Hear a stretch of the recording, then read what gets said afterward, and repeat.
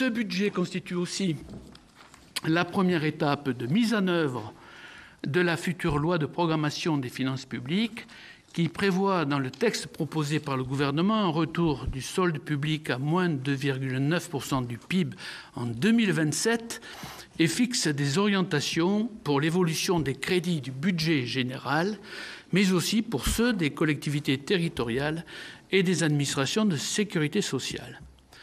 Ces deux textes sont soumis, alors c'est un peu l'habitude, mais quand même cette année, de manière très forte, soumis à de nombreuses incertitudes liées à l'évolution de la situation internationale et à ses effets sur les coûts de l'énergie et l'inflation, mais aussi à l'évolution du cadre européen des finances publiques, de nouvelles règles pouvant être établies au cours de la mise en œuvre de la loi de programmation.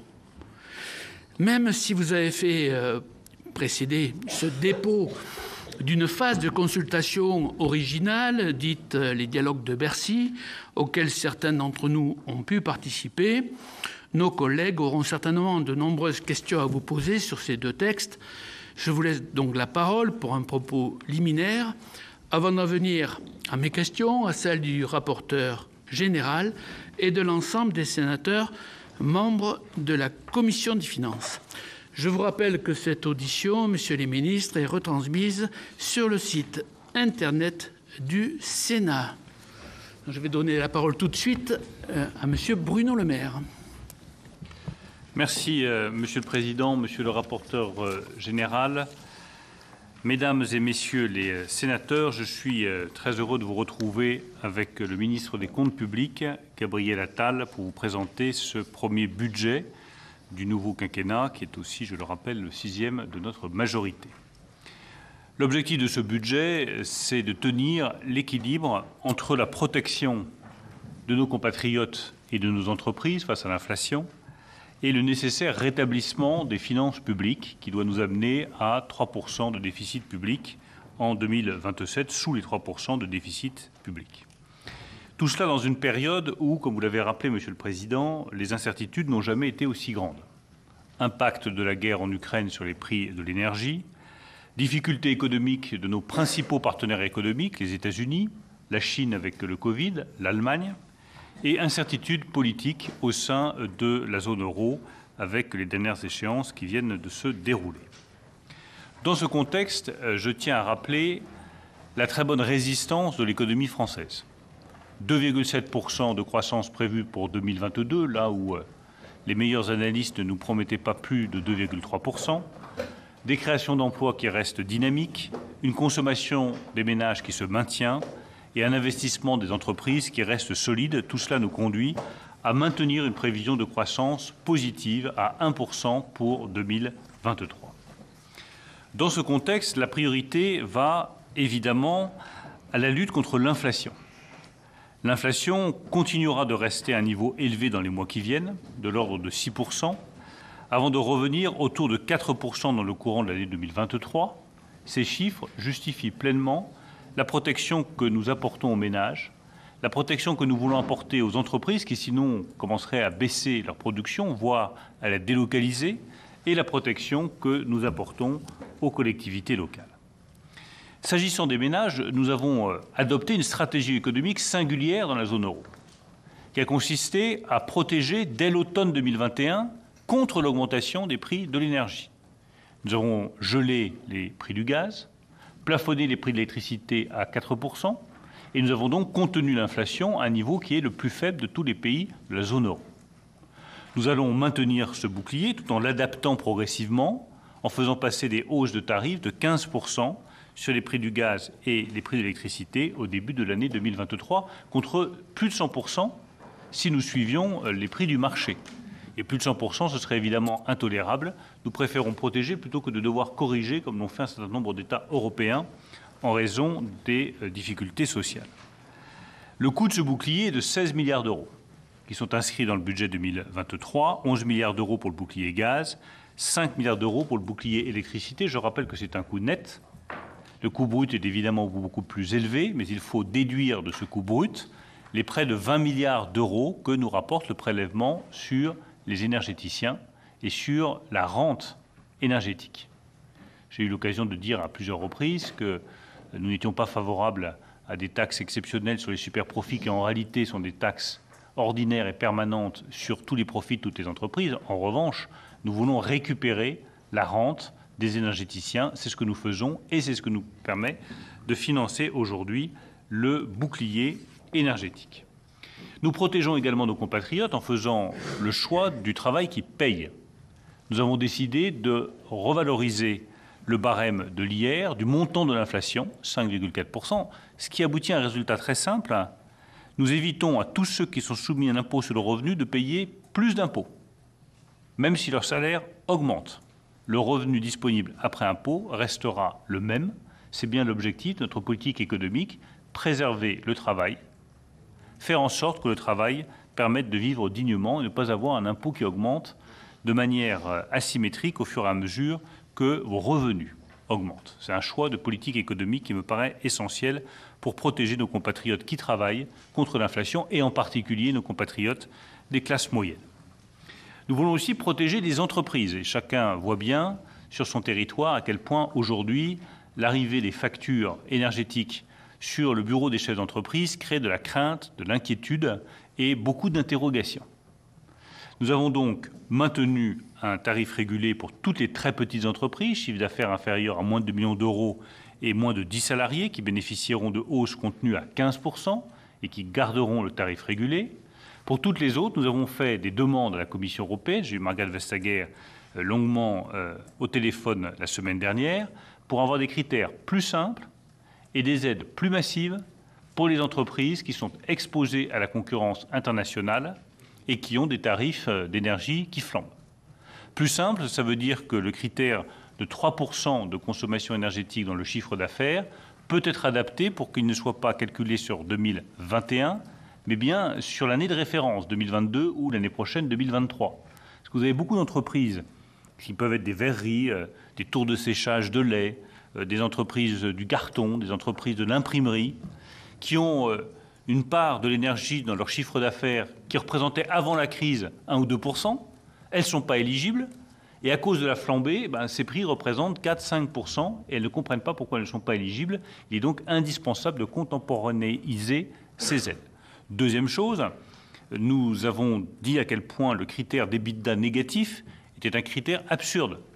Un EBITDA négatif sur 3 mois, c'est une entreprise industrielle qui est morte. Je ne connais pas beaucoup d'entreprises industrielles qui peuvent supporter un EBITDA négatif sur 3 mois. Donc nous avons demandé que ce soit ramené à une baisse de bénéfices sur 1 mois. Enfin, j'ai demandé le doublement de ces aides, de 25 à 50 millions d'euros et de 50 à 100 millions d'euros, doubler le seuil et le plafond de ces aides d'État que nous pourrions apporter aux entreprises, de façon à garantir qu'aucune entreprise industrielle ne mette la clé sous la porte à cause de la flambée des prix de l'énergie. Nous avons d'ores et déjà obtenu, je peux vous le dire, que la révision de ce cadre des aides d'État n'intervienne pas au 1er janvier 2023, ce qui aurait été beaucoup trop tard et pas du tout raccord avec ce qu'est la réalité des entreprises en France, mais dès le mois d'octobre de cette année, c'est-à-dire d'ici quelques jours, de façon à ce que les entreprises puissent bénéficier de ces aides tout de suite au moment où elles signent leur contrat avec leurs fournisseurs d'énergie. Enfin, nous aidons les collectivités locales qui vous intéressent au premier chef, avec un fonds de 430 millions d'euros qui a été mis en place avec votre aide et vos conseils lors du PLFR 2022. Gabriel Attal pourra revenir là-dessus. Notre objectif est également de transformer notre économie pour rétablir nos finances publiques et garantir la baisse de la dette publique au moment où les taux d'intérêt augmentent et la réduction des déficits pour revenir sous les 3% de déficit. Pour cela, nous gardons la même stratégie qui repose sur une réduction des dépenses, le soutien à la croissance et les réformes de structure. S'agissant des réductions de dépenses, je veux redire que nous sommes sortis du quoi qu'il en coûte. Que le quoi qu'il en coûte était approprié pour lutter contre les conséquences du Covid, où la récession dépassait les 7%, où nous risquions des vagues de faillites par dizaines de milliers et une explosion du chômage. Le quoi qu'il en coûte serait une faute économique face à l'inflation et ne ferait qu'alimenter l'inflation. Il faut donc passer à des dispositifs ciblés, comme nous l'avons fait, et mettre fin à tous les dispositifs de soutien transversaux qui avaient pu avoir cours pendant la crise du Covid. Je note d'ailleurs que les mêmes qui critiquent le manque d'ambition du budget pour 2023 sont les mêmes à me réclamer le maintien de soutien à toutes les entreprises, à tout moment, quelles que soient les circonstances. Donc je demande un peu de cohérence dans les positions des uns et des autres, et je ne vise pas ici les sénatrices et les sénateurs qui sont présents, mais d'autres commentaires qui ont pu être faits sur le budget 2023. C'est un peu commode de dire au grand public que le budget n'est pas assez ambitieux sur la réduction des dépenses publiques, mais dans ce cas-là, on ne vient pas dans le bureau du ministre de l'économie et des finances réclamer des aides transversales et générales pour toutes les entreprises. Le deuxième élément, c'est poursuivre avec une croissance forte, ce qui suppose de continuer à soutenir la compétitivité de nos entreprises et la politique de l'offre. C'est ce qui nous a amené à maintenir la suppression de la CVAE, que nous ferons en 2 temps pour faire preuve d'esprit de responsabilité, 4 milliards en 2023, 4 milliards en 2024, mais nous nous proposons d'inscrire la trajectoire de suppression de la CVAE dans le budget 2023, de façon à donner toutes les garanties aux chefs d'entreprise, notamment industriels, sur la suppression de la CVAE. La croissance est aussi l'innovation. Nous inscrirons donc 6 milliards d'euros d'engagement au titre de France 2030 dans le budget 2023. Enfin, il n'y a pas de stratégie crédible de restauration des finances publiques sans engager des réformes de structure. Il faut réduire les dépenses, il faut soutenir la croissance, parce que le plein emploi est encore la meilleure réponse qui soit aux difficultés de finances publiques de la France, mais il faut également engager des réformes de structure. L'assurance chômage d'abord, dans un pays où il y a près de 400 000 personnes qui cherchent des bras, de la main-d'œuvre et qui ne la trouvent pas, 400 000 emplois non pourvus, il me paraît légitime de durcir les règles de l'assurance chômage. C'est ce que nous allons faire. Il me paraît également nécessaire, je le redis, de décider une réforme des retraites qui puisse entrer en vigueur à l'été 2023, comme le président de la République l'a indiqué. C'est ce qui nous permettra de financer notre modèle de protection sociale sans augmenter les impôts. C'est ce qui me permettra de maintenir la solidarité française sans augmenter les impôts et de garantir la prospérité de la nation française. Quand je regarde aujourd'hui ce qui fait la différence entre la France et les autres nations développées, la France réussit partout, mais elle a un volume global de travail insuffisant. Et elle a notamment un taux d'emploi des plus de 55 ans qui est un des plus faibles des pays développés. Près de 20 points de moins que ce qui existe en Allemagne, où il y a plus de 70% des personnes de plus de 55 ans qui travaillent. C'est une perte de compétences, c'est une perte de savoir-faire, c'est une perte d'expérience, c'est une perte de prospérité pour notre pays. Il est nécessaire de mettre en œuvre une réforme des retraites pour financer la solidarité française, notre modèle de protection sociale et garantir la prospérité des générations qui viennent. Ce budget, enfin, marque notre détermination à poursuivre l'accélération de la transition écologique. Alors je reconnais très honnêtement que, comme nous consacrons beaucoup de moyens sur le bouclier du gaz, cela a un impact aussi sur la qualité du budget vert et que nous pouvons et que nous devons faire mieux dans les mois qui viennent. Je veux simplement noter un certain nombre d'avancées importantes. Le budget de MaPrimeRénov' qui passe de 2,5 milliards d'euros, les 1,3 milliard d'euros pour le verdissement du parc automobile et le 1,5 milliard d'euros du fonds annoncé par la Première ministre pour accompagner les collectivités territoriales dans cette transition climatique. Enfin, je signale une décision politique majeure, la fin de toute garantie export pour toutes les énergies fossiles.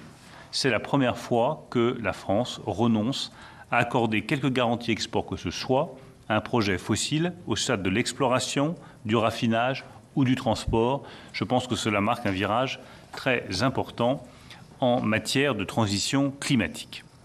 Enfin, ce budget, je le redis, reste conforme aux engagements pris en matière de finances publiques. Les dépenses de l'État baisseront de 0,2% en volume par rapport à la loi de finances rectificative 2022, avec un objectif, avoir une augmentation des dépenses en volume, toutes administrations confondues, de 0,6 sur la durée du quinquennat.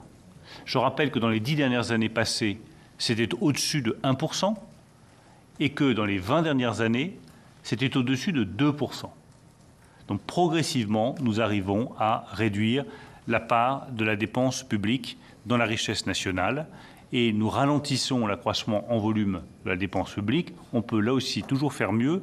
Toutes les propositions de réduction à dépenses qui pourront être faites par les sénatrices et par les sénateurs seront reçus avec le plus grand intérêt par le ministère de l'Économie et des Finances.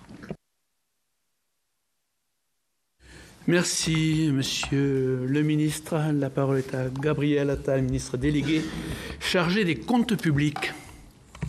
Merci, Monsieur le Président, Monsieur le rapporteur général. En complément de ce qu'a indiqué Bruno Le Maire, je dirais que face aux aléas qui sont devant nous et auxquels nous sommes confrontés, aléas géopolitiques, économiques, il est très difficile de prévoir ce que sera l'avenir, d'avoir une boule de cristal. En revanche, nous avons une boussole qui est la protection de nos concitoyens. Et le budget qu'on présente est un budget de protection.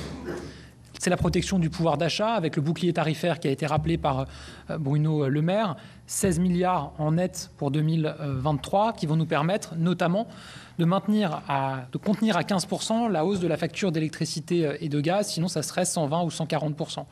Je pense à la mesure de revalorisation du barème de l'impôt sur le revenu. J'ai entendu des déclarations qui indiquaient oui, mais ça s'est toujours fait de manière quasi automatique. D'abord, il y a des années où le barème de l'impôt sur le revenu n'a pas été revalorisé avec l'inflation. Donc ça relève toujours d'un choix du gouvernement. Et ensuite, quand on est face à une telle inflation, la question peut se poser. En l'occurrence, là, l'évaluation, c'est 6,4 milliards d'euros liés à cette revalorisation du barème. C'est 6,4 milliards d'euros d'impôts qui ne seront pas pris aux Français alors qu'ils le seraient si nous ne revalorisions pas le barème. C'est important de le noter. La protection, c'est évidemment aussi la poursuite de notre action en faveur de l'emploi. On a le taux de chômage le plus bas depuis 15 ans. On veut poursuivre de ce point de vue-là en continuant à investir notamment pour l'apprentissage et atteindre le million d'apprentis conformément à l'objectif fixé par le président de la République, ce qui explique notamment la hausse très importante de plus de 6 milliards d'euros des crédits du ministère du Travail.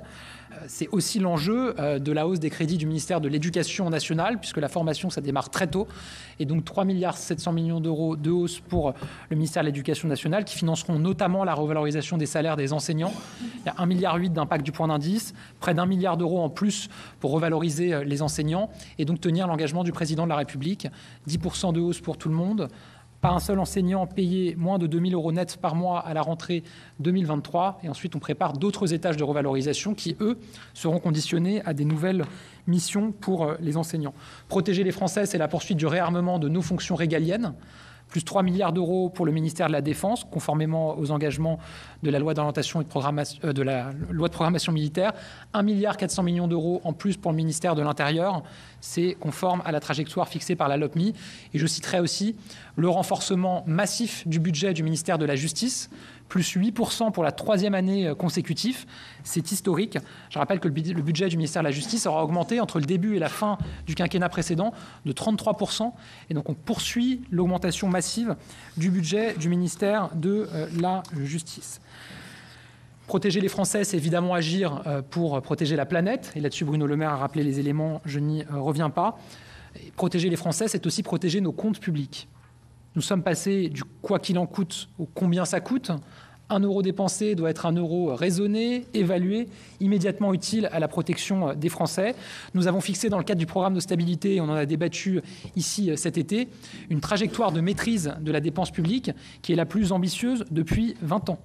Sur la durée du quinquennat, la dépense de l'État baissera de 0,4% en volume en moyenne annuelle, celle des collectivités locales de 0,5%.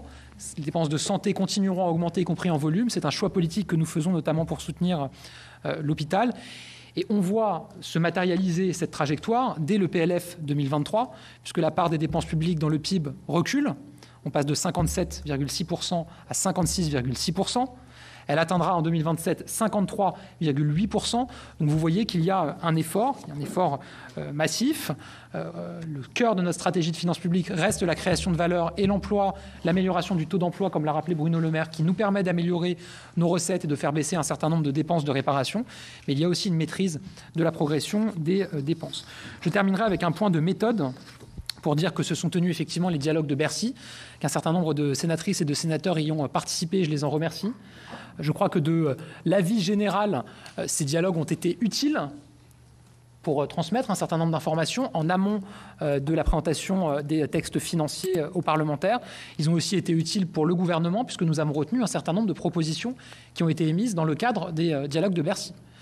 nous avons suspendu, nous l'avons annoncé, l'actualisation des valeurs locatives qui devaient intervenir l'an prochain, puisque l'ensemble des participants des dialogues de Bercy nous ont fait état de remontées extrêmement inquiètes sur l'impact en termes d'augmentation de la fiscalité sur les commerces de centre-ville et de baisse de la fiscalité sur les hypermarchés de périphérie, ce qui n'est pas totalement le cœur de notre stratégie, puisqu'on veut au contraire revitaliser les centres urbains. Nous avons, et je l'ai annoncé tout à l'heure au comité des finances locales, pris la décision d'abonder les dotations de solidarité urbaine et dotations de solidarité rurale l'an prochain de 210 millions d'euros pour pouvoir garantir la stabilité de la part forfaitaire de la DGF. Parce que vous savez que depuis 2017, on avait sanctuarisé globalement l'enveloppe de la DGF après les années de coupe sous le quinquennat de François Hollande. Mais quand bien même nous avions stabilisé le montant global de DGF, des collectivités locales voyaient leur DGF baisser, puisque la revalorisation des dotations de péréquation se faisait sur la part forfaitaire, sur la dotation forfaitaire. Et donc, ce que j'ai annoncé ce matin au CFL, c'est que nous allions abonder l'an prochain DSU et DSR de 210 millions d'euros, ce qui veut dire que pour la première fois, l'abondement DSU-DSR ne se fera pas sur le dos, entre guillemets, de la dotation forfaitaire, mais en plus. Ce qui veut dire qu'on garantit à 70% des communes une DGF qui est stable ou en augmentation l'an prochain, ce qui est quand même une annonce importante qui fait suite aussi au dialogue de Bercy, puisque Christine Pires-Beaune notamment et d'autres l'avaient proposé. Ce sera un amendement qui viendra le matérialiser. Vous avez, les parlementaires ont émis des propositions pour soutenir la forêt et les communes forestières. Je me souviens notamment Sylvie Vermeillet sur la question des scolites. Nous avons ajouté une enveloppe d'1 million d'euros pour soutenir les communes forestières en proie aux scolites. Nous avons ajouté une mesure d'incitation fiscale pour replanter en direction des propriétaires forestiers. Nous avons décidé, nous présenterons un amendement, puisque ça n'est pas ce qui était prévu selon la trajectoire depuis plusieurs années, de sanctuariser les effectifs de l'ONF. Vous savez, qui ont été réduits ces dernières années, qui devaient encore l'être. Nous ajoutons un amendement pour sanctuariser les effectifs de l'ONF. Ça fait aussi suite au dialogue de Bercy. Il y a eu des propositions qui ont été faites pour qu'on améliore l'évaluation de la qualité de la dépense publique. Nous avons ajouté à la loi de programmation des finances publiques une disposition qui sera enrichie dans les débats parlementaires pour établir une liste de dépenses publiques dont le gouvernement, l'État, aura l'obligation d'évaluer la qualité en débat avec les parlementaires à l'avenir. Bref, la liste n'est pas exhaustive, mais elle témoigne d'une chose, c'est qu'on a le droit de ne pas être d'accord sur tout, c'est même ça en démocratie, mais que ça ne veut pas dire qu'on ne peut discuter de rien. Et je pense que ces dialogues ont été utiles, et j'espère que les dialogues et le travail que nous aurons dans les semaines et les mois qui viennent le sera tout autant au service de nos concitoyens. Merci, Monsieur le Ministre. Je vais donner la parole, bien sûr, au rapporteur général, mais peut-être, vous savez, dans ce débat budgétaire, j'aurais presque envie de parler demi-heure. Il y aurait des tas de sujets à aborder. Alors, mes chers collègues, soyez rassurés, je ne le ferai pas. Mais je vais quand même en garder un petit sujet. Parce que les dialogues de Bercy permettent effectivement, c'était, je le confirme, utile sur un plan. D'abord, on a gagné du temps. C'est-à-dire qu'on est en avance de phase et le débat déjà budgétaire a déjà eu lieu avec des échanges, certes avec les bureaux de commission, mais aussi à travers la presse, tout le monde a pu se saisir des sujets qui étaient sur la table. Donc, effectivement, de ce point de vue-là, nous avons gagné du temps. Quelques points ont pu être relevés par vous et trouver des solutions, c'est toujours des bonnes choses, mais quand même sur quelques points essentiels, vous l'avez dit, on reste sur la copie d'origine. Alors, il y a un point particulièrement, vous le savez, donc, je ne vais pas quand même vous priver de ce plaisir de m'entendre une nouvelle fois sur la question de la suppression des impôts de production et notamment de la CVAE. Alors, il y a plusieurs façons de le traiter. Je vais laisser au débat sur les collectivités locales la question de la suppression de la CVAE et de la façon dont elle sera remplacée ou pas, autrement en tout cas, au niveau des collectivités locales. Je ne vais pas venir sur ce point à l'instant, mais je voudrais revenir sur la prévision de croissance d'un mot que vous évaluez à 1% en 2023. Je ne vais pas la contester personnellement, parce que on sait bien qu'il y a des évaluations très différentes, entre moins 0,5 et 1. Mais il ne me paraît pas illogique que celui qui mène la politique économique, en tout cas dans notre pays, soit optimiste. et donc ils prennent plutôt le haut de la fourchette, si je puis dire, avec 1%. Qu'est-ce qu'on dirait d'un ministre qui lui-même annoncerait éventuellement un moins 0,5 ou des choses comme ça? Ça aurait peut-être un caractère presque autoréalisateur après. Donc, je crois qu'il faut toujours que vous, d'une certaine façon, il faut qu'il inspire de la confiance et de la confiance dans l'avenir, donc je ne le discute pas. Mais la confiance ne veut pas dire qu'on ne prévoit pas le pire, et je suis sûr que vous devez le prévoir. Or, si on fait 0 de croissance, ce qui peut être imaginé après tout, c'est jamais que 15 milliards. Aujourd'hui, hein, chers collègues, ça va, ça vient, mais 15 milliards de plus qu'il faut trouver. Et donc, je trouve, je le redis pour la énième fois, je trouve que dans ces périodes difficiles, vous l'avez d'ailleurs vous-même, vous avez introduit le sujet comme cela, c'est une période économique difficile, dans une période où la croissance n'est pas assurée, même si elle est évidemment souhaitée et souhaitable, eh bien se priver de recettes de l'État n'est pas une bonne chose. Alors si c'était Claude Raynal qui le dit, je le dis depuis des années, bon, quoi de neuf? Mais je vois que le premier président de la Cour des comptes, je vois que le gouverneur de la Banque de France, je vois que de nombreux économistes, y compris des économistes d'ailleurs qu'on a reçus ici, et qui étaient des économistes assez proches de votre vision économique, discutent ce point. Alors vous me direz, c'est plus 8 milliards, c'est 4 et 4. Bon, ça veut donc dire que ces 8 milliards pèsent, vous voyez, dans le côté budgétaire, puisque vous êtes obligé de le réduire à 4.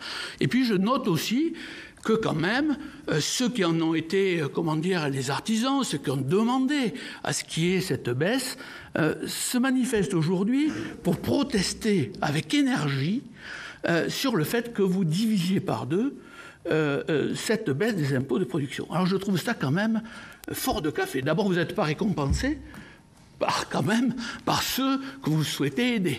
On vous dit, passer de 8 milliards à 4 milliards, le signal n'est plus clair, on vous explique qu'il n'y a plus l'effet de choc, quasiment, bon, donc on baisse ça. Et moi, j'ai envie de leur répondre, voyez-vous, à ces braves gens, et que si ça ne sert plus à rien, autant passer à zéro. Vous voyez, c'est simple. Et moi, je trouve, Monsieur le ministre, que vous entendriez leur voix en leur disant qu'effectivement, un choc à 4 milliards, ce n'est pas un choc. Et donc, c'est zéro. Certains économistes l'ont dit comme ça, alors pas pour... Ils sont d'accord avec vous, ce n'est pas mon cas, sur l'idée que la baisse des impôts de production pourrait être utile aux entreprises, etc. Mais ils disent, renvoyons-le à 2027. Eh bien, au moins ça, c'est clair. Renvoyons-le à 2027. Et si je devais dire autre chose encore, renvoyons également la dernière phase là, des impôts pour les gens qui ont les plus hauts revenus en France. Ça fait encore 3 milliards. Tout ça nous sauve 11 milliards. Et si, par extraordinaire, il n'y avait pas une croissance d'1 point, mais de 0, ben voilà, on a trouvé les sommes sans avoir à aller les chercher sur les retraites ou je ne sais où. Voilà, ça me paraît être une bonne question. Donc, je l'ai prise et vous m'y répondrez, si vous le voulez bien, tout à l'heure. Et je passe la parole au rapporteur général. Merci, Monsieur le Président. Merci, messieurs les ministres. C'est toujours un plaisir de vous accueillir, d'autant que là, on a la chance d'avoir les deux ministres. Donc, je vous le redis, comme j'ai eu l'occasion de le dire dans le temps de dialogue, des dialogues de Bercy, enfin, au Sénat, on apprécie. Voilà. On est bien dans un nouveau quinquennat et j'y vois, d'une certaine manière, un petit changement de méthode. Moi, je vais revenir sur la question de la croissance. Je n'ai pas la lecture forcément... Alors, je ne suis pas pessimiste, mais je n'ai pas forcément la lecture aussi optimiste que celle du président. Et en fait, j'ai une première question, puisque finalement, par rapport aux économistes, où globalement, on est plutôt autour de prévisions d'une stagnation ou d'une croissance plutôt proche de zéro, qu'est-ce qui justifie finalement votre optimisme ?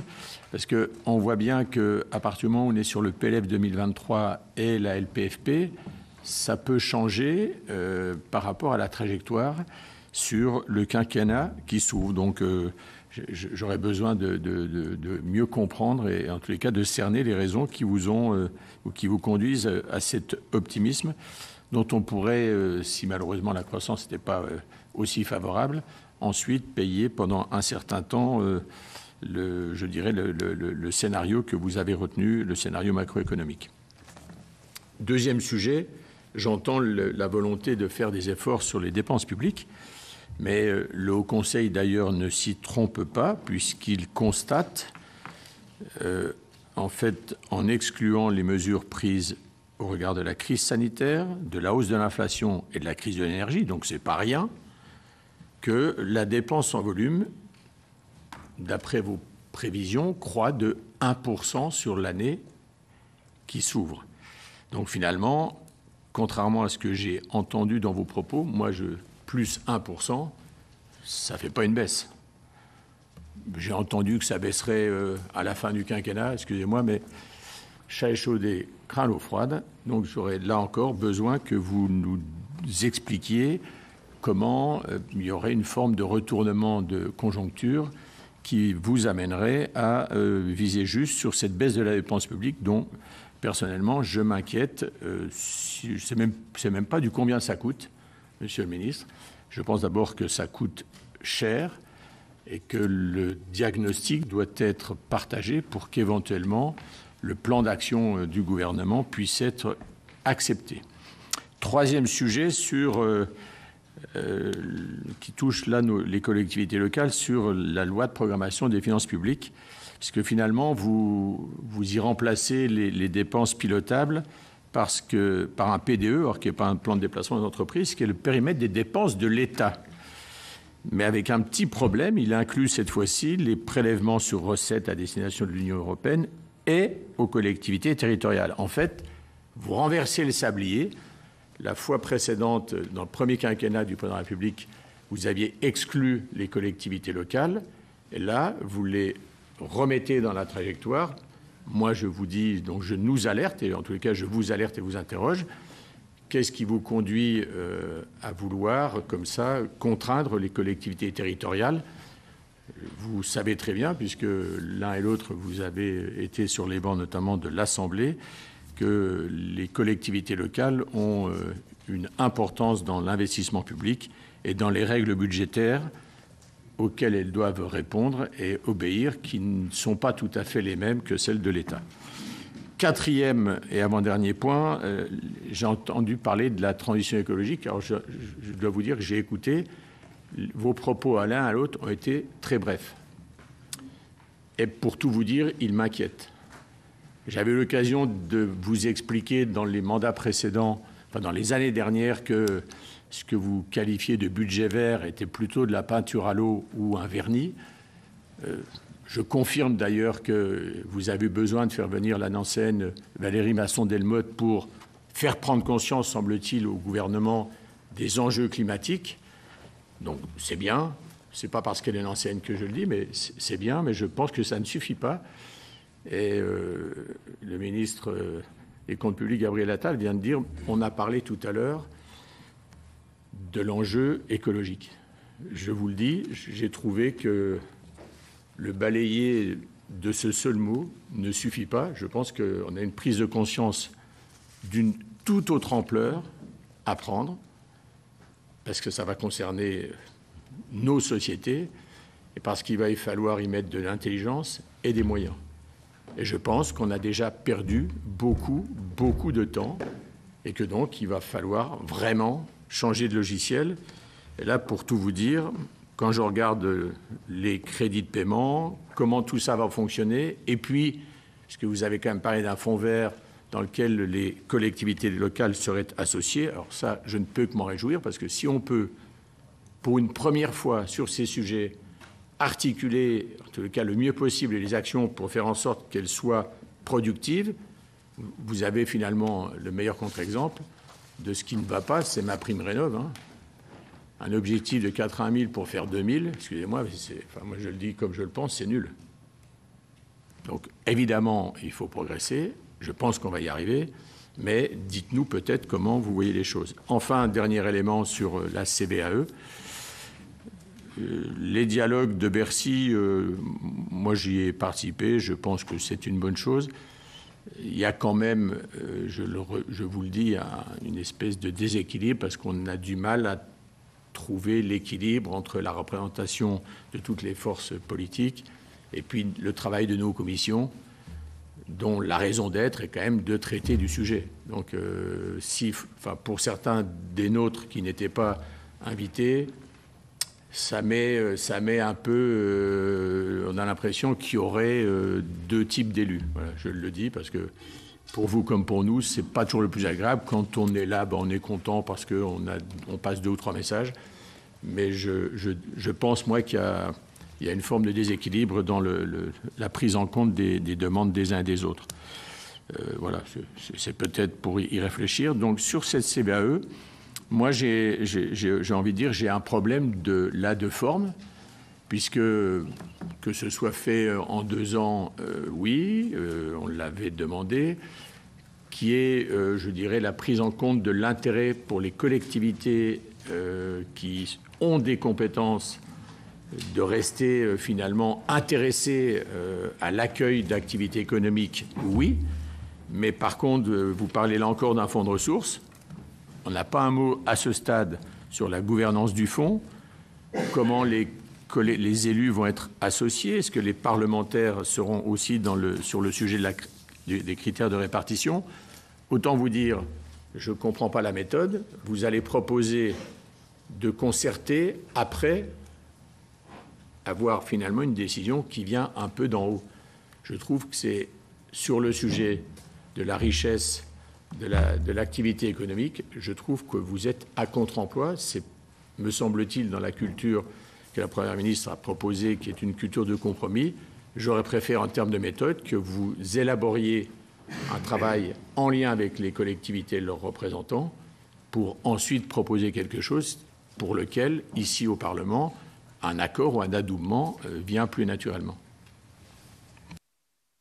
Peut-être, messieurs les ministres, de manière très synthétique, quelques réponses au rapporteur général et éventuellement à moi-même. Mais à tout seigneur, tout honneur, je vais commencer par le président.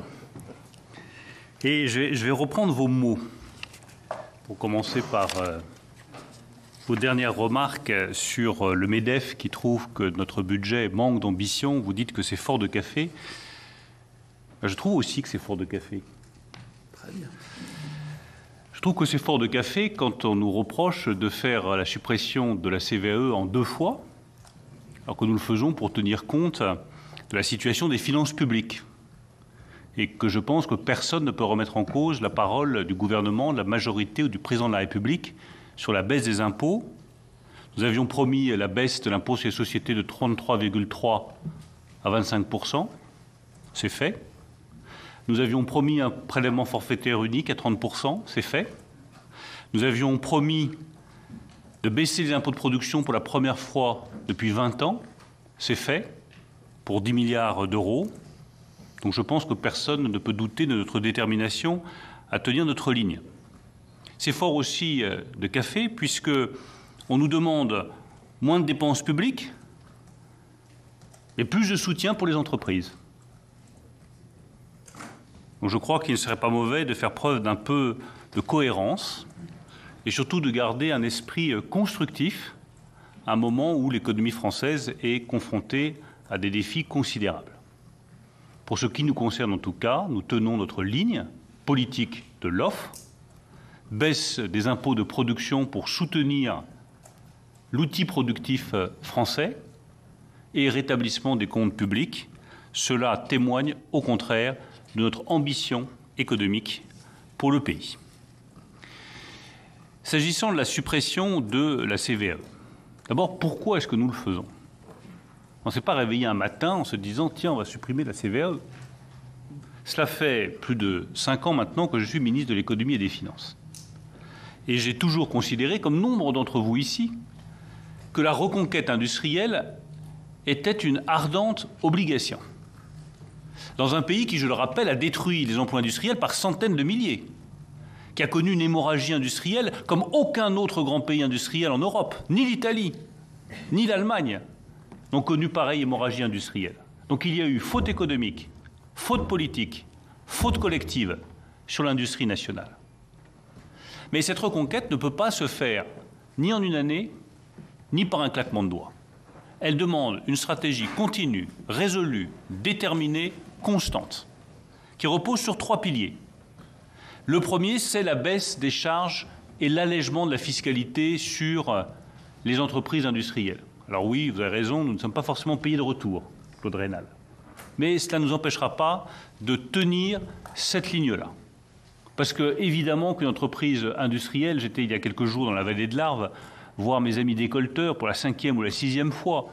Vous ne pouvez pas demander à des industriels qui sont confrontés à de tels défis de partir avec le boulet d'impôt de production 7 fois plus élevé que leurs voisins allemands. C'est tout simplement impossible.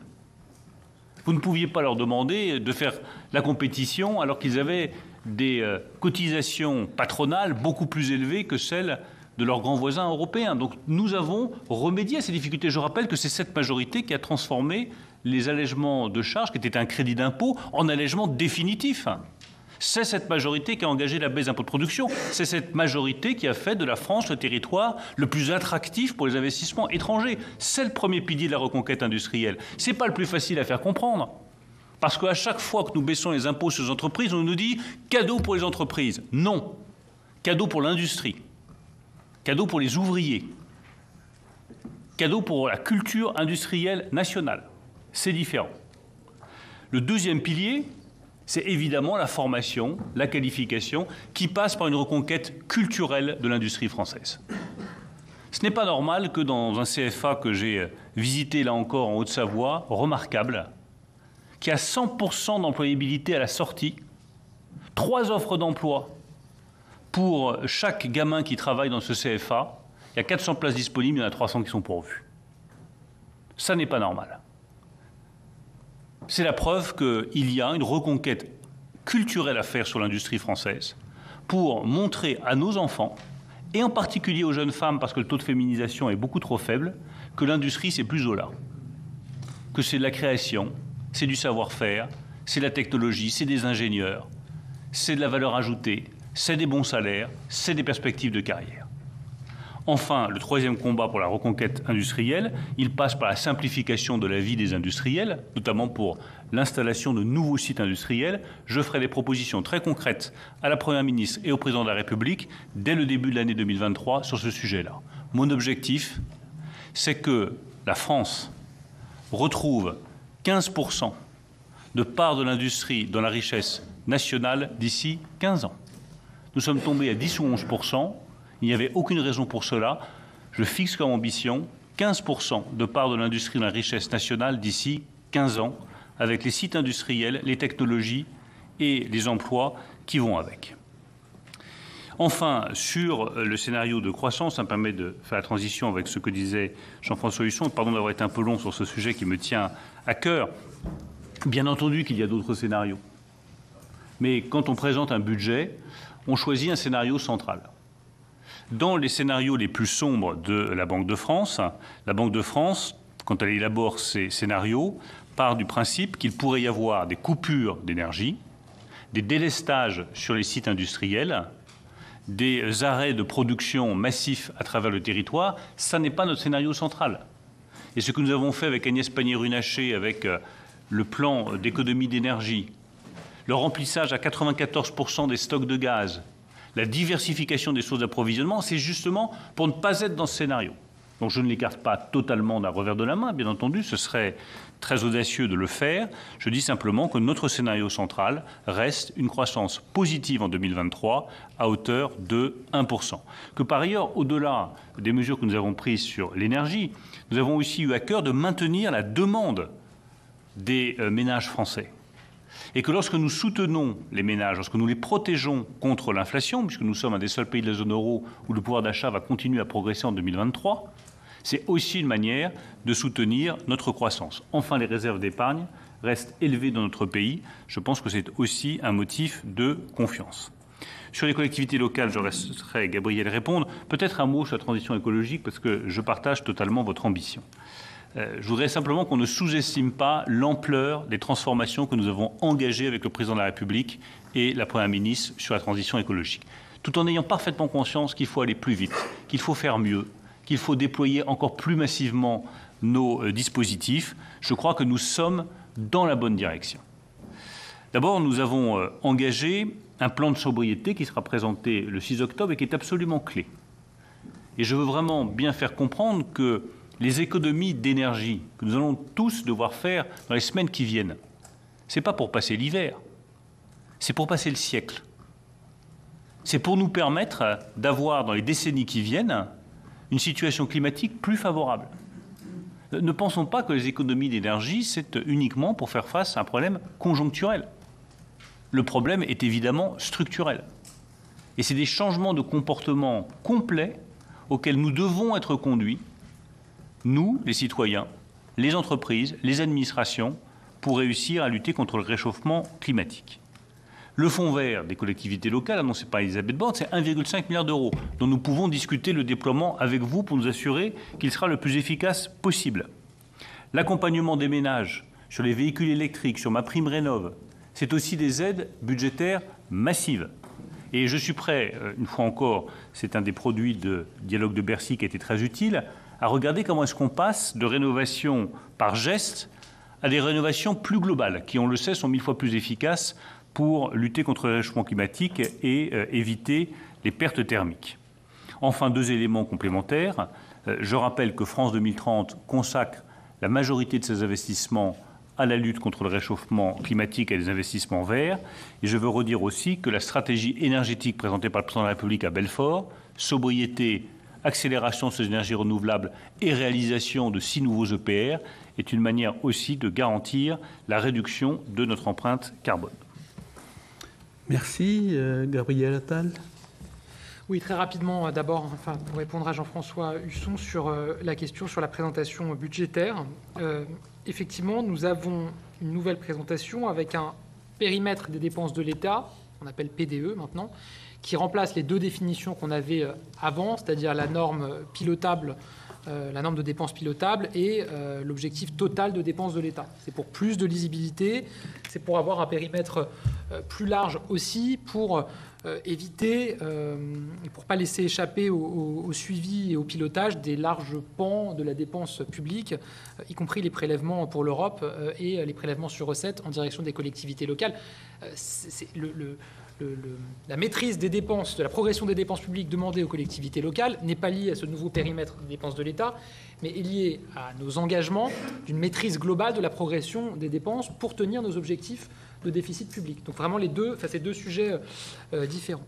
Sur la CVAE, précisément ce qu'on a fait, c'est qu'on a eu une concertation nourrie avec les associations d'élus pour définir la manière dont on compenserait la CVAE.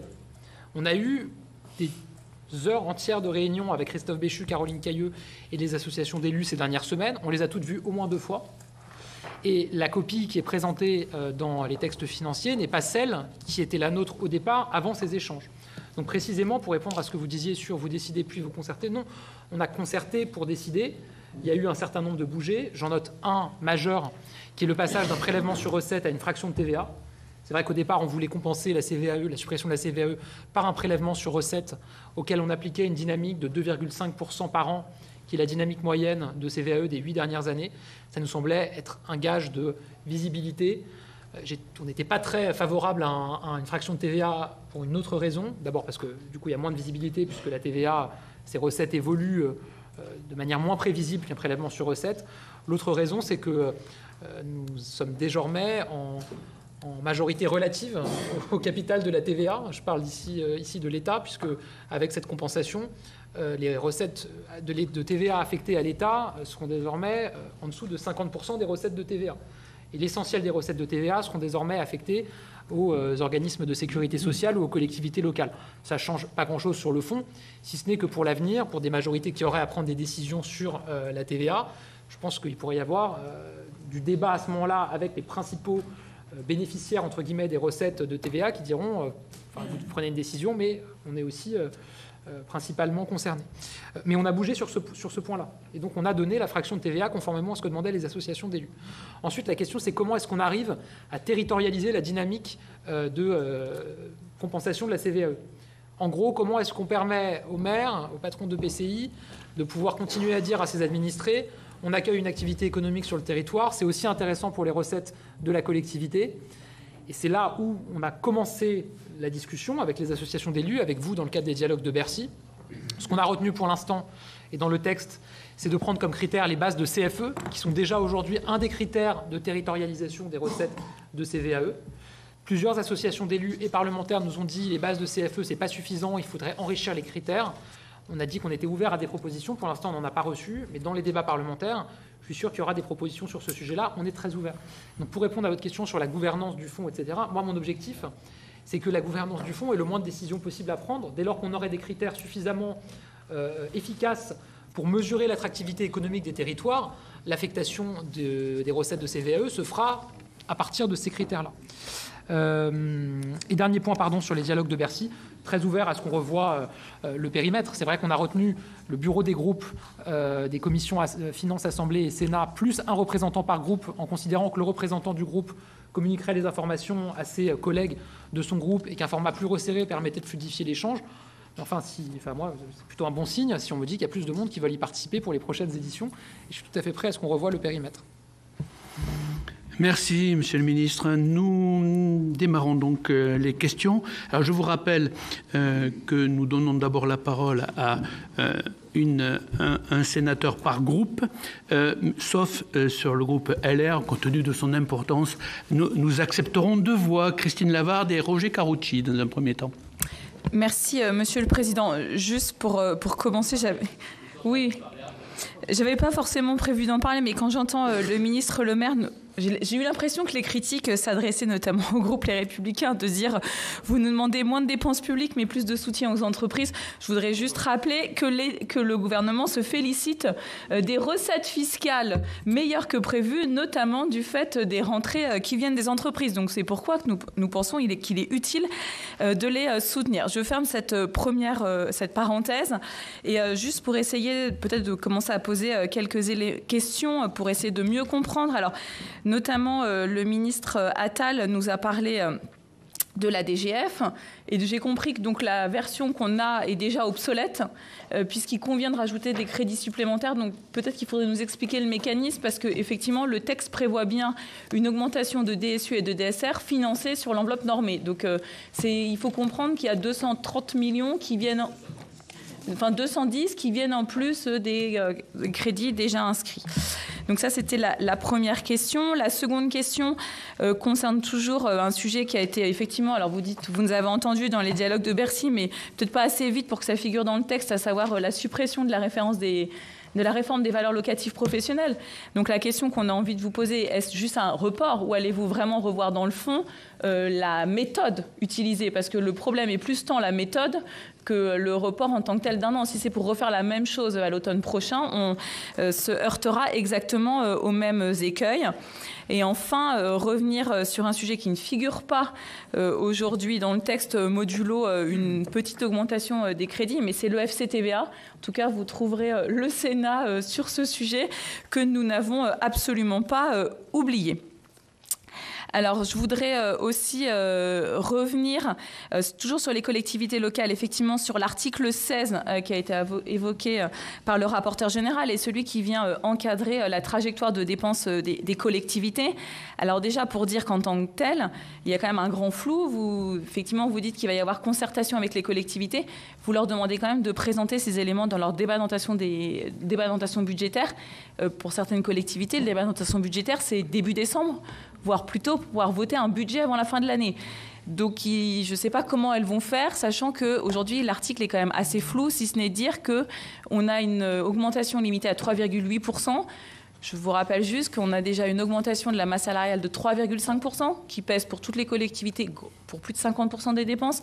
Et que si on prend juste les dépenses d'inflation sur le volet énergie, alimentation, papier, qui sont quand même des charges très importantes pour les collectivités, on est bien au-delà de 3,8. Donc en fait, globalement, vous demandez aux collectivités de diminuer drastiquement leurs dépenses. Enfin, voilà, c'est ce qu'on retient. Donc, et alors aujourd'hui, c'est plus contrat de Cahors et autres, mais derrière, qu'est-ce qui se décline? Est-ce que vous prévoyez un régime de sanctions pour les collectivités qui ne respecteraient pas ce qui était prévu dans les contrats de Cahors? Est-ce que vous prévoyez des déclinaisons suivant les spécificités des collectivités? Parce que toutes ne sont pas exposées de la même manière au choc d'inflation que je viens de décrire. Enfin voilà, j'entends concertation avec les collectivités, mais quand et dans quel calendrier? Et enfin, vous êtes... oui, la dernière salve, c'est la salve verte, pour toujours abonder aussi dans le sens des propos du rapporteur général. Effectivement, pour nous aussi, le compte n'y est pas jusqu'à présent. Alors effectivement, j'ai relevé que l'article 14 de la programmation des finances publiques prévoit un rééquilibrage d'ici 2027 avec une diminution des dépenses fiscales défavorables par rapport aux dépenses fiscales favorables. Je relève juste que les premières réformes qui avaient voulu être faites dans l'ancien quinquennat ont toujours été reportées à des temps meilleurs. Donc j'ai envie de vous croire. Le différentiel est tellement important que ce ne sera pas très difficile de faire mieux. Et sur l'article 7, franchement, adaptation du système fiscal aux exigences de la transition écologique ou énergétique. Enfin, il faut regarder le détail parce que je ne vois pas en quoi on répond aux différentes exigences juste par les mesures qui nous sont proposées. Je pense que dans les dialogues de Bercy, on a largement parlé du besoin de faire de la vraie rénovation énergétique des bâtiments et je n'ai absolument rien trouvé sur ce thème-là dans l'ensemble des documents qui nous ont été proposés. Merci Christine. Roger, il te reste 1 minute. Non. 30 secondes. Messieurs les ministres, moi je vais être beaucoup plus bref, mais je voudrais revenir vraiment à ce que vous retenez comme taux de croissance. Je rappelle que ici même, en 2020, en 2021, vous m'avez dit, lorsque je vous disais c'est impossible, vous n'y parviendrez pas, vous me répondiez Cassandre, ça n'est pas possible, bien sûr qu'on va les atteindre. Et on est très très loin des taux que vous aviez indiqués en 2020, en 2021, pour les années suivantes. Alors bien sûr, il y a eu la crise de la Covid, bien sûr, il y a eu la guerre en Ukraine, bien sûr, il y a la crise de l'énergie, bien sûr, il y a l'inflation. Mais est-ce que tout ça disparaît en 2023 ? Qui vous a dit que la guerre en Ukraine allait s'arrêter ? Qui vous dit que la crise énergétique, qui n'est pas que sur le niveau des prix, mais aussi sur la réorientation, la nouvelle politique des pays producteurs, qui vous dit que tout cela ne va pas s'accroître, s'approfondir et être finalement extrêmement difficile à gérer et que l'inflation ne baissera dans ces conditions certainement pas en 2023. Donc quand vous dites nous retenons un chiffre moyen, 1%, c'est le chiffre moyen par rapport à quoi? Parce que tous les autres, Banque de France dit 0,5, OCDE dit 0,6 et encore, l'OCDE dit 0,6, mais en fait, comme nous pensons que l'Allemagne rentrera probablement en dépression en 2023, ça aura des conséquences pour la France qui pourraient être ramenées à zéro. Et je n'ai vu aucun organisme dire 2, ce qui vous aurait permis de dire entre le 0 ou le 0,5 des uns et le 2 des autres, on a pris 1. Mais là, vous avez pris une vision très optimiste. Alors, M. Attal nous dit qu'il n'y a pas de boule de cristal, il y a une boussole. Mais est-ce que ce n'est pas une boussole quand même un petit peu désorientée, parce qu'on a l'impression que sous prétexte de politique volontariste, vous êtes franchement dans un optimisme qui m'inquiète, parce que vous annoncez vous-même que la France va emprunter 270 milliards d'euros. Vous dites vous-même que les déficits sont au bas mot de 5% en 2023, probablement de 6%. Vous créez des postes que je ne conteste pas sur la sécurité, etc. Mais vous créez 6 000 places d'hébergement, vous créez beaucoup de choses. Et je ne conteste pas une politique volontariste. Mais on ne voit pas en parallèle de réduction de dépenses. Je ne vais pas revenir là-dessus. Mais de fait, beaucoup de dépenses volontaristes dans un environnement extrêmement difficile, alors que le président de la République nous avait annoncé lui-même un budget de guerre, un budget de crise. Et on a l'impression d'avoir un budget classique, très optimiste et probablement inatteignable.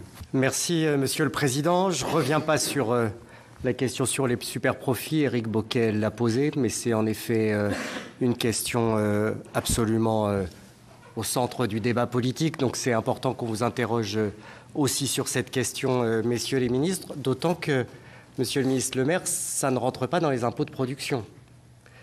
Et la proposition qui est faite aujourd'hui est une proposition temporaire et non pas une proposition d'une taxation pérenne. Donc je pense que, même si nous ne partageons pas la philosophie politique du gouvernement, c'est une proposition d'équilibre à un moment très particulier de l'histoire qui ne remet pas en cause l'ensemble de votre politique.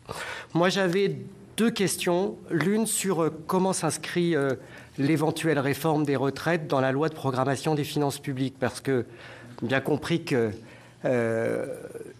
cette réforme ait lieu ou pas dans le courant de l'année 2023, vous considérez sûrement à juste titre qu'elle n'a pas d'impact sur la réalisation budgétaire en 2023, mais ça en a forcément sur la loi de programmation des finances publiques. D'ailleurs, vous le dites dans votre introduction.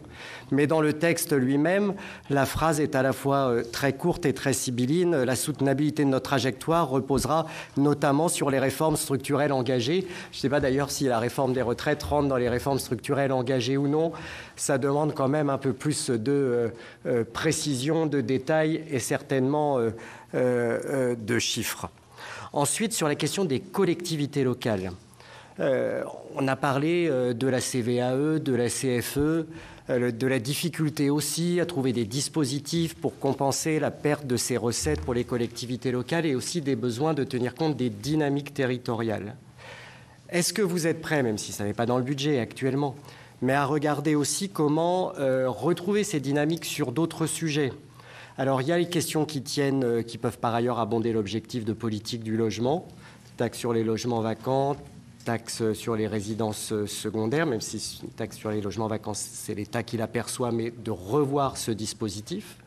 Et deuxièmement, est-ce que, et ça compte beaucoup pour beaucoup de communes, notamment celle où je suis élu à Paris, à revoir les limitations qui sont aujourd'hui imposées à la taxe de séjour et qui n'est pas un impôt qui repose sur les contribuables français particulièrement, mais justement sur le tourisme, qui est aussi, dans notre pays, beaucoup du tourisme international.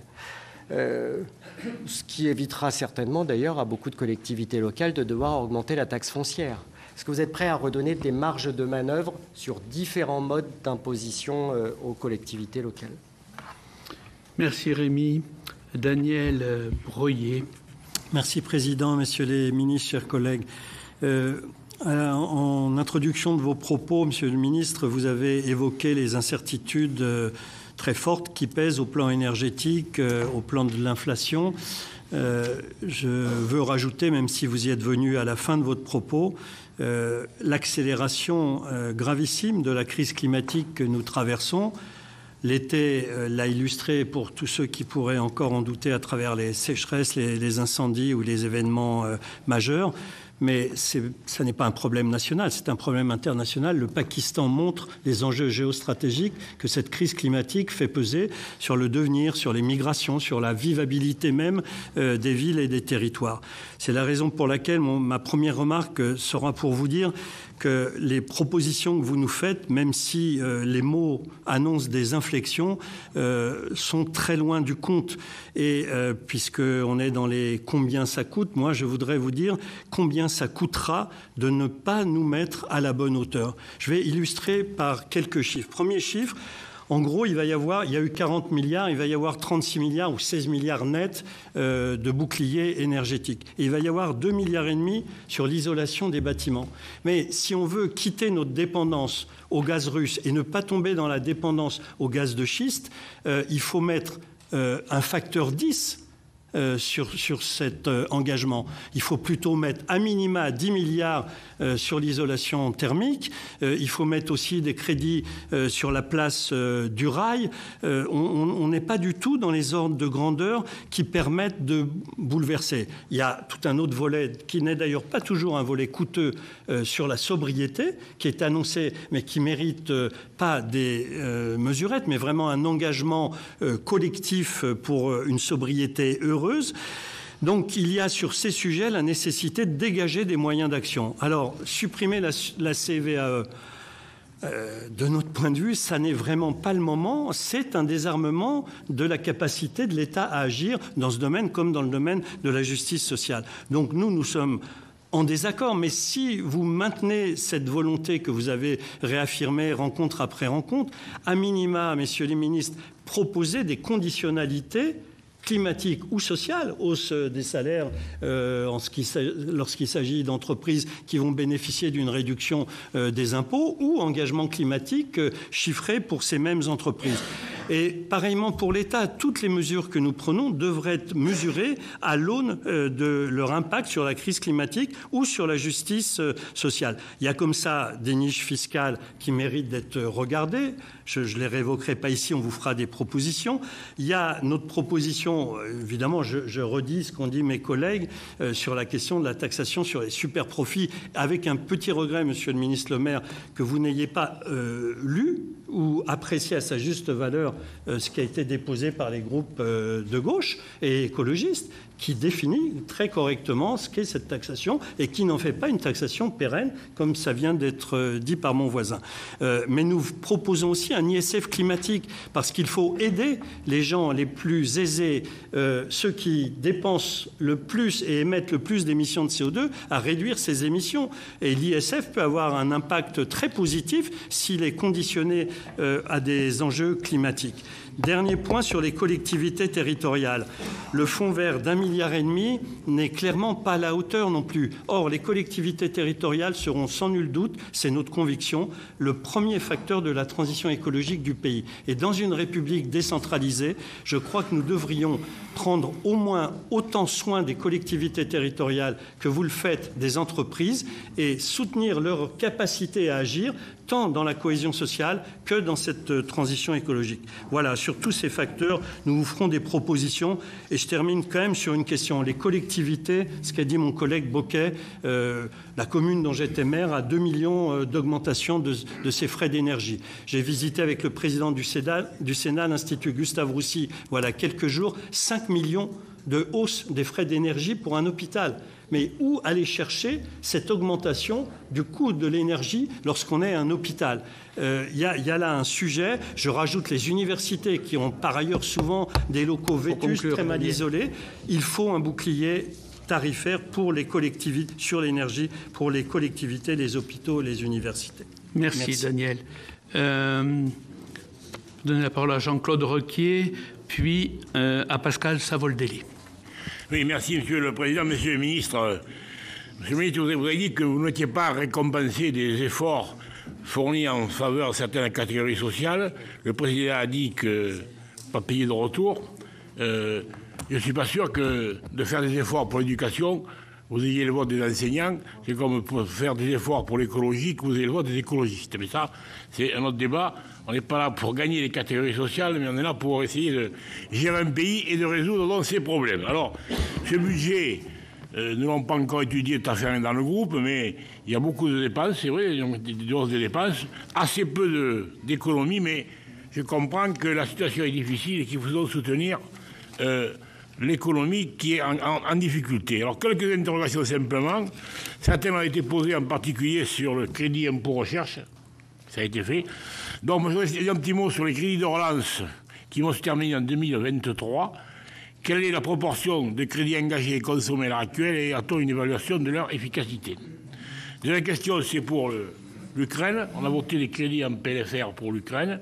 On va revoter sûrement en PLF et a-t-on une idée de l'évaluation du montant? Troisième question, la CVAE, la suppression de la CVAE. Y aura-t-il une compensation pour les départements? Et est-ce que ce sera proposé, comme ça a été fait, pour le RSA, pour les départements en PLFR? Puis enfin, je dirais que ce PLF est relativement court, puisque je crois qu'on s'y a été donné de faire des textes législatifs plus courts, mais est-ce qu'on peut s'attendre à des modifications au cours de l'examen parlementaire? Nous le verrons. Merci Jean-Claude. Alors, Pascal Savoldelli, puis Bernard Delcros. Oui, merci Monsieur le Président, Monsieur les ministres.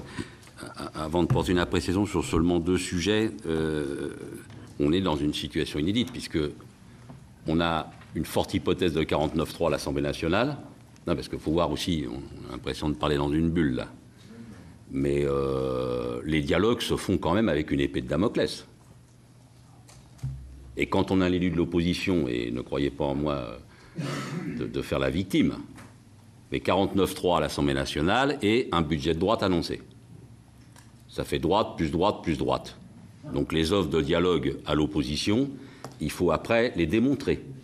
Donc il faut nous dire.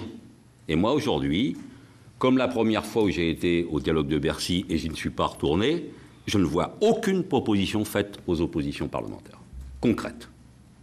Donc il faut un langage de vérité.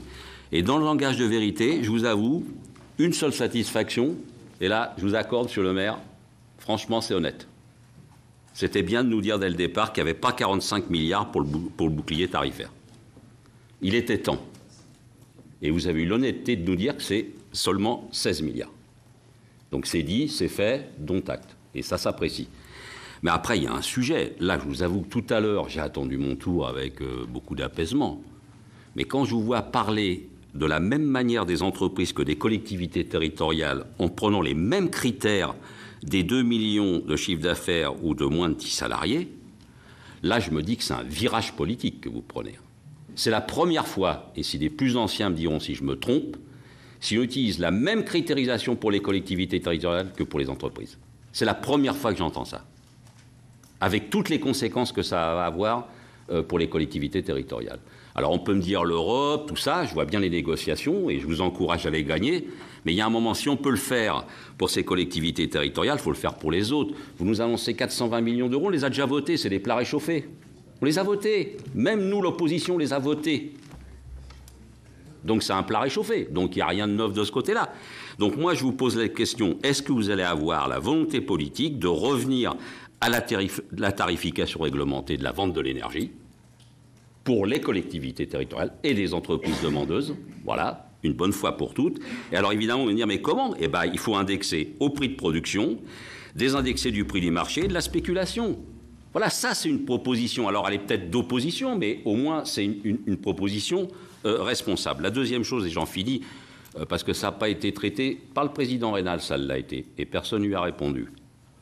La question de la tranche des revenus, et il a raison. Moi, je vous fais tout de suite une économie au moins de 3 milliards.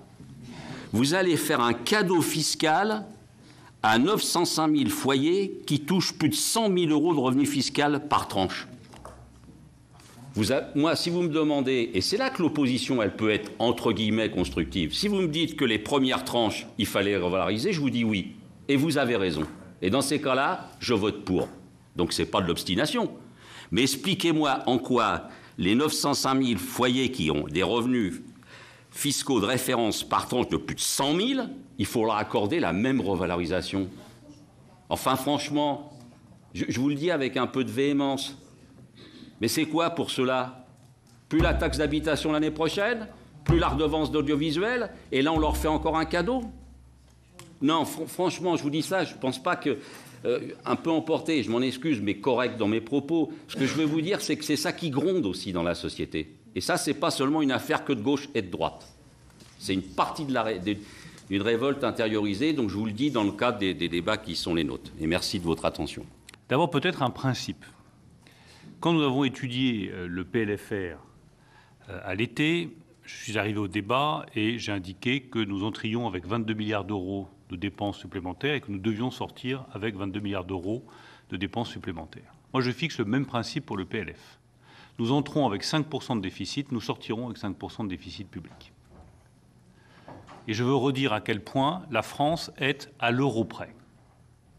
Alors j'entends bien les remarques sur les collectivités locales, sur les services publics, sur d'autres personnes qui seraient davantage protégées, sur un bouclier pour les entreprises. Mais pardon, tout cela n'est pas à la portée de la France. C'est aussi simple que cela. Donc il faut faire des choix.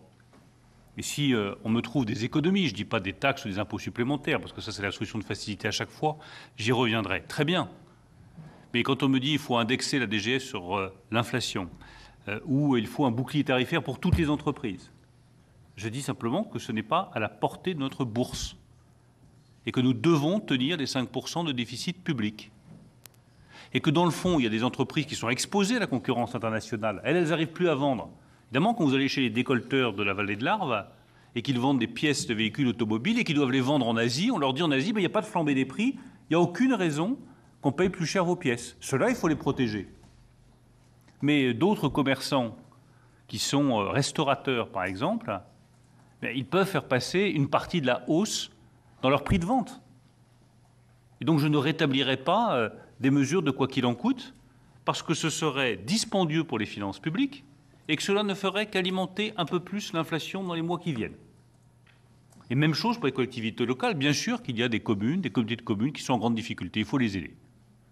Puis il y en a d'autres qui sont moins en difficulté, puis il y en a d'autres qui n'ont pas forcément fait de bons choix de gestion au cours des 2 ou 3 dernières années. Est-ce qu'il est juste de traiter tout le monde de la même manière? Je ne suis pas certain. Et je ne suis pas certain que nos compatriotes approuveraient cela. Donc il faut regarder de près et soutenir ceux qui en ont besoin, mais tenir cet objectif, 5% de déficit en 2023. Et d'ailleurs, vous l'avez parfaitement rappelé, parce que vous connaissez les sujets parfaitement. En tenant les 5% de déficit en 2023, nous ne sommes pas les bons élèves de la zone euro. Nous ne faisons que respecter la trajectoire qui nous permettra de tenir les 3% de déficit en 2027, ce qui fait, je le rappelle, l'un des derniers États de la zone euro à repasser sous les 3% de déficit public. Donc oui, je serai intraitable sur ce sujet, parce qu'il en va de la crédibilité de la France, de la crédibilité de nos finances publiques, et qu'il n'y a aucune raison que la France accuse des déficits plus importants que celles de ses autres grands voisins européens. Voilà pour le principe. Ensuite, sur les questions qui m'ont été posées, sur la croissance. Moi, je n'ai pas grand-chose à ajouter à ce que j'ai dit. Bien sûr que l'environnement est particulièrement instable et incertain. Ce que je constate simplement, partant de faits, c'est que en 2021, la reprise a été plus forte que ce que nous avions anticipé. Ce que je constate, c'est que parmi les grandes économies de la zone euro, Italie, Espagne, Allemagne, le premier pays à avoir retrouvé son niveau d'activité économique d'avant-crise, c'est la France. Parce que sa politique de relance a été rapide, efficace et puissante. Ce que je constate aussi, c'est que les prévisionnistes disaient que nous ne pourrions pas dépasser 2,3% de croissance en 2022. Relisez tout ce qui a été dit. Nous allons faire 2,7. Et croyez-moi, je suis tout aussi surpris par la vigueur de la demande, par la vigueur de l'activité touristique, le retour de l'activité de service dans notre pays, qui est très puissante, et tant mieux. Donc le pire n'est pas certain. Il faut certainement s'y préparer, mais il n'est pas certain. Et je crois que mon rôle de ministre de l'économie, ça a été parfaitement rappelé par le président Reynal, c'est non pas de faire de la prophétie autoréalisatrice, mais au contraire de pousser le pays vers le meilleur et vers ce qu'il peut accomplir, c'est-à-dire, je pense, 1% de croissance en 2023. Sur la CVAE, d'abord, je veux dire à M. Léniel, dont j'ai lu les déclarations, que je trouve un peu révoltant de parler de cadeau au MEDEF.